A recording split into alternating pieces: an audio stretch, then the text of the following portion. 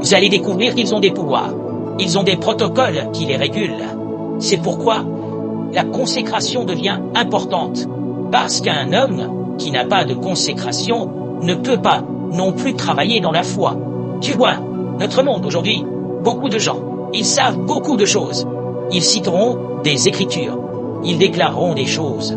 Mais quand il s'agit de practica, vous pouvez le voir, puisque cette chose qu'ils connaissent est devenue une loi pour eux. Mais ils n'ont pas répondu. Cette chose qu'ils connaissent et comprennent la vie de celle-ci exige une consécration. Mais ils refusent la consécration. Donc, quand ils sortent et le déclarent, vous ne pouvez pas voir la manifestation. La vie de foi insiste donc sur la consécration. C'est pourquoi chaque croyant qui marche dans le domaine de la foi doit fonctionner par révélation. Si vous ne fonctionnez pas par révélation, cela ne peut pas fonctionner. Dans 2 Timothée chapitre 1, si vous lisez du verset 5 au verset, il dit donc de Timothée, il est dit, « Lorsque je rappelle à ma mémoire la foi authentique qui est en toi, nous habitons d'abord chez ta grand-mère Loa. Par l'amour, ainsi pour vivre une vie de foi et être un agent du royaume, vous devez avoir une lumière ou une révélation en constante. Vous devez maintenir cette foi par la consécration. Et vous devez continuer à développer votre caractère comme fondement pour préserver cette foi. Ce matin, mon objectif n'est pas la révélation. Ce matin, mon objectif n'est pas le personnage. Ce matin, mon objectif, elle est la consécration. Parce que de nombreux chrétiens sont devenus irresponsables. Le moment où vous parlez de consécration, ils disent que vous les ramenez au légalisme. Au moment où vous parlez de consécration, ils disent que vous les ramenez à la loi. Lorsque nous parlons de consécration à la lumière du Nouveau Testament, notre attention ne porte pas sur ce qu'il faut faire ou ne pas faire. Notre objectif est une vie engagée et dévouée à Dieu. Lorsqu'on parle de consécration, notre attention est portée sur une vie engagée et abandonnée à Dieu. Parce que vous avez été sanctifié par le fait du salut. Oui, tu dois vivre saintement. Vous avez été sanctifié en raison du salut. Mais vous devez vivre sanctifié. Ainsi, lorsque nous parlons de consécration, nous vous demandons de prendre la responsabilité de ce que vous êtes et de ce qui vous a été donné. Et Dieu s'attend à ce que vous agissiez ainsi. Et je vais vous donner rapidement quelques justifications pour la consécration. Mon attention ce matin est sur le pouvoir de la consécration. Mais j'avais besoin de vous donner cette base. Permets-moi d'être rapide. Je regarde le minuteur. Il y a beaucoup de couches auxquelles je ne peux pas accéder. Cependant, c'est là que j'entre maintenant. Quand nous parlons de consécration dans le Nouveau Testament, ce n'est pas du légalisme. Pourquoi? Parce que les précurseurs de la consécration sont les... Numéro 1, la direction du Saint-Esprit. Lorsqu'on trouve un homme consacré dans le Nouveau Testament, c'est le Saint-Esprit qui l'y pousse. La Bible dit dans Romains 8,14, elle dit que ceux qui sont conduits par l'Esprit, il est dit qu'ils sont les fils de Dieu. Ainsi, la consécration dans le Nouveau Testament n'est pas, ne touche pas, ne mange pas, n'y va pas. Non, c'est céder au Saint-Esprit. C'est ce qu'est la consécration. Donc, le Saint-Esprit peut venir à vous un vendredi et dire aujourd'hui, ne mangez pas. Ce n'est écrit nulle part. Ceci n'est pas du légalisme. Oui, comme tu veux manger, ça ressemble à un péché. Cela signifie qu'un autre gouverneur commence à façonner votre vie. Pis, pour que les choses téléchargées en vous lors du salut puissent trouver une expression. Il y a des moments où vous voulez sortir. Le Saint-Esprit dit de rester à l'intérieur aujourd'hui et de prier. Ce n'est pas audible, mais vous ne pouvez pas le nier. Vous savez simplement qu'une force au-delà de vous commence à manipuler vos pas. Maintenant, si vous voulez maximiser ce qui vous a été donné dans le salut, vous devez vivre sous le gouvernement de cet esprit qui vous gouverne. Parce que c'est ce qui fera passer d'un enfant à un fils. Il n'a pas dit « tous ceux qui sont conduits sont les enfants de Dieu ». Non, vous êtes un enfant lorsque vous recevez la vie de Dieu. Mais tu es un fils quand tu es sous le gouvernement du Saint-Esprit, autant que ceux qui sont guidés. Ainsi, lorsque nous parlons de consécration dans le Nouveau Testament, nous parlons de tout le gouvernement que le Saint-Esprit exerce sur vous. Cela vous incite à vous soumettre et à vous abandonner à Dieu. Numéro 2, lorsque nous parlons de consécration dans le Nouveau Testament, nous parlons des incitations de vie dans votre esprit, parce que cette vie que vous recevez deviendra aussi une loi. La Bible dit dans Romains 8, verset 2. Elle dit l'esprit de vie, la loi de l'esprit de vie, que vous avez reçu. Il est dit qu'il vous a libéré de la loi du péché et de la mort. Le mot libéré est le mot élutéro. C'est le pouvoir. Ce pouvoir appelé élutéro est ce que vous utilisez pour réaliser la création. Ainsi, lorsqu'un homme reçoit la vie de Dieu, cette vie devient une loi de l'esprit. C'est pourquoi parfois vous avez des intuitions, des impulsions. Naturellement, vous voulez dormir, mais la chose dit de sortir et de faire de l'évangélisation. Il semble que dormir soit un crime. Maintenant, le Saint-Esprit ne vous parle pas vraiment, mais l'incitation est que vous devriez sortir. Et vous pouvez faire la différence entre cet esprit et votre disposition naturelle. Votre disposition naturelle est de dormir. Mais la disposition de la vie actuelle est une loi vous dit que gagner est un impératif pour vous. Ce n'est pas quelque chose que vous choisissez ou ne choisissez pas. Maintenant, aucun prédicateur n'a l'autorité de vous donner des lois et de dire « vous devez ». Non, mais c'est la loi. Cela est conforme au langage des Écritures. Tu ne peux pas dormir maintenant quand le monde est en train de périr. Il y a des moments où tu as même de l'argent. Vous avez perçu votre salaire. Vous avez vos plans. Je veux dépenser cet argent pour cette chose. Mais au moment où vous voulez acheter ce que vous voulez acheter, vous savez que c'est comme creuser. Personne ne crie sur vous, mais il y a... Vous savez, le langage de la vie est si fort que personne. Votre voisin peut ne pas entendre, mais vous l'entendrez clairement. Si vous avez faim, personne n'a besoin de vous dire que vous avez faim. Allez manger. Non, l'alarme à l'intérieur sera si forte que si vous ne mangez pas, vous mourrez. Si tu es pressé, personne n'a besoin de te le dire. Maintenant, va te manger toi-même. Non, vous commencerez à transpirer de manière inattendue, parce que la vie parle. Vous devez obéir. Et la manière dont la vie parle est une force. Tu ne peux pas le nier. C'est pourquoi la consécration dans le Nouveau Testament n'est pas une question de règles et de régulation. C'est la vie alimentée par la vie, la réalité propulsée par la vie. La chose viendra comme une force que vous ne pourrez pas refuser. Tu essaies d'arrêter. Cela ne fonctionne pas. Si tu ne le fais pas, tu ne te reposeras pas. C'est la consécration. Et toute personne qui est réellement née de nouveau fera l'expérience de ces choses dont je parle. Tout d'abord, la direction du Saint-Esprit. Deuxièmement, les incitations de la vie.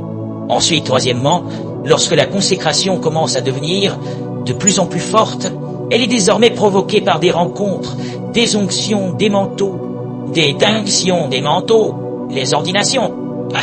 Alors que vous recevez la vie éternelle et que vous commencez à grandir dans cette vie, il y a certaines onctions qui viennent sur votre vie, qui apporteront certaines lois. Il y a certains manteaux qui commencent à fonctionner dans votre vie et qui apporteront certaines lois. Il y a certains appels que vous avez eus, et en tant que croyant normal, il n'a pas parlé. Mais maintenant que vous commencez à grandir dans la vie éternelle, je ne peux pas le nier. Tu sais, un enfant, tu rencontres un enfant de 3 ans, il n'a aucun problème. Il joue autour, il cherche de la nourriture. Mais quand il commence à avoir 12 ans, il commence à percevoir qu'il veut être pilote. Il veut être ingénieur. Et si vous voulez être ingénieur, les mathématiques sont indispensables pour vous. Celui-ci, vous devez, sinon vous ne deviendrez pas. Et c'est ainsi que l'ordination confère également la consécration. Et puis quand il devient vraiment ingénieur, alors il sera plongé dans les mathématiques toute sa vie. Ça passera d'un calcul avancé à un autre. Tu ne peux pas t'arrêter car cela deviendra une loi pour toi. La consécration commence donc avec l'agitation du Saint-Esprit. Il procède aux incitations de la vie. Ensuite, cela devient une réalité régulée par l'ordination, par les onctions, par les manteaux. Demandez à tous les grands hommes ici qui font quelque chose, qu'il en vaut la peine pour Dieu. Il peut commencer en disant « tu peux le faire », mais qu'il y a un domaine dans cette opération qui nécessitera certaines lois. Vous pensez que le serviteur de Dieu est simplement arrivé au Royaume-Uni et a dit « nous pouvons tous le faire ». C'est très vrai. Vous pouvez le violer. Nous pouvons tous le faire. Cependant, le degré auquel nous pouvons le faire, surtout si cela concerne l'ordination. Nick, irriten befer FDA ce fok yecht menefr si aka eferander.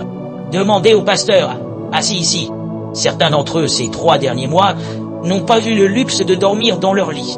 Certains d'entre eux n'ont pas eu le luxe de manger.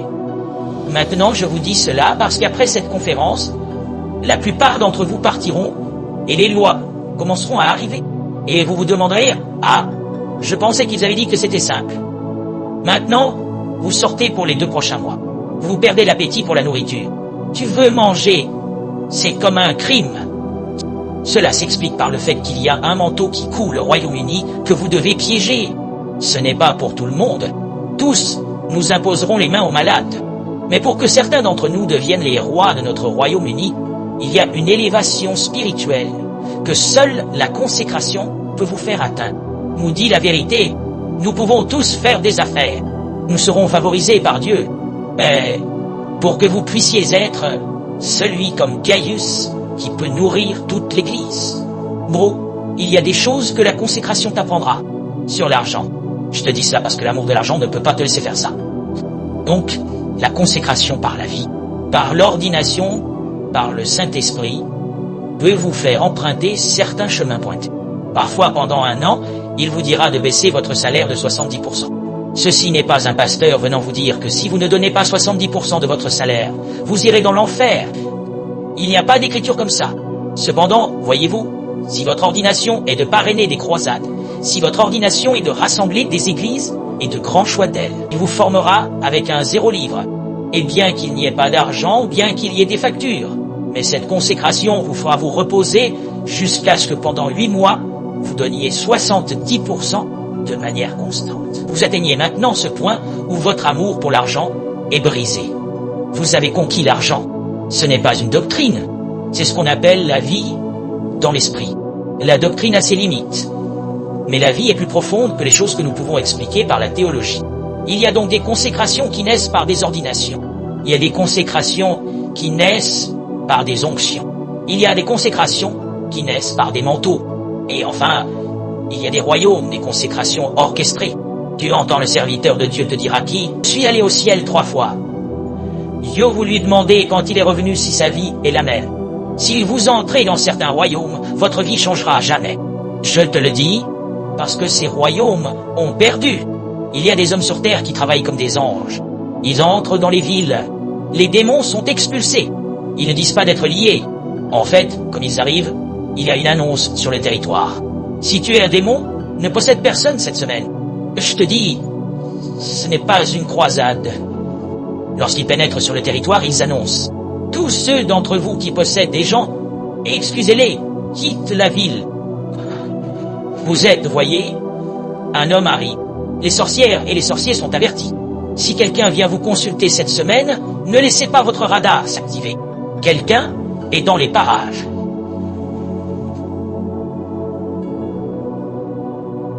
Non, dansez, vous ne le faites pas. Vous pensez que c'est une blague? Jésus a dit, j'ai vu Satan tomber du ciel comme un éclair.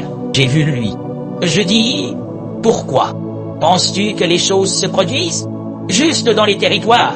Seulement parce que certains d'entre nous, jeunes et pris, il y a certains hommes. Pourquoi pensez-vous que certains hommes ne peuvent pas mourir tôt? S'ils partent, le programme de Dieu aura un défi. Ainsi, Dieu les gardera pour que les jeunes générations puissent mûrir. Parce que, n'avez-vous pas lu ce que Paul a dit? Il a dit, Yago, si je vous quitte eux, il a dit, écoutez, des loups creux viendront. Yo, et ils font des disciples après eux.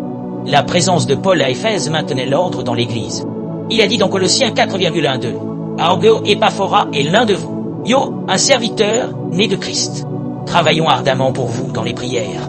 Que vous soyez parfaits et complets. Maintenant, ce n'est pas un pasteur qui marche. Ok, Epaphora c'est présent. Et ce qu'il générait de son autel, gardait toute l'église parfaite et complète. Donc, le type qui devrait prophétiser est en train de prophétiser, sans être enseigné les voies des prophètes. L'homme qui devrait marcher des miracles, marche des miracles. Même lui ne sait pas ce qui se passe. Et mention de l'onction. Parce qu'Épaphora, c'était là. Avez-vous oublié de lire votre Bible? Paul allait à Damas. Le moment où il est entré à Damas, il a été frappé. Et Jésus lui dit, va à la ville, on te dira quoi faire. Qui a sécurisé la ville? Yo, l'homme s'appelle Ananias. Parce que Jésus alla vers lui et dit, égare ce frère Paul, va et prie pour lui. Le gars dit, c'est pas Paul qui cause des ravages à Jérusalem. J'ai entendu ce qu'il faisait là-bas. Et sécuriser cette frontière. Nous ne permettrons pas qu'il entre. Et il a dit, t'inquiète pas, j'ai un devoir pour lui. Yo, ce sont des réalités dans les Écritures. Pourquoi as-tu pensé